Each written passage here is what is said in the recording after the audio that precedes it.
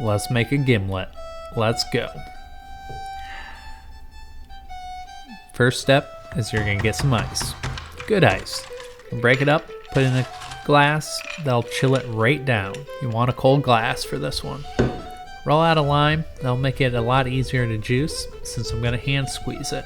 Since I'm hand squeezing it, I'm gonna use the whole lime. If you're using a press, you want 3/4 of an ounce of lime juice.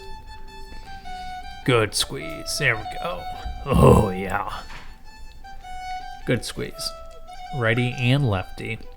1/2 ounce of simple syrup.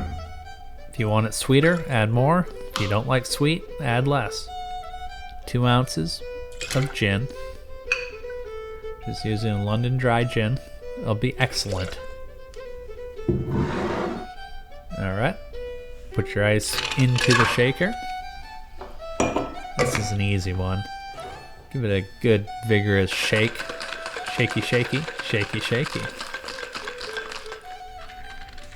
Now, strain that cocktail out into your glass that was chilled with that ice.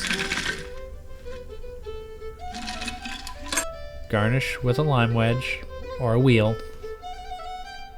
Ah, that's refreshing.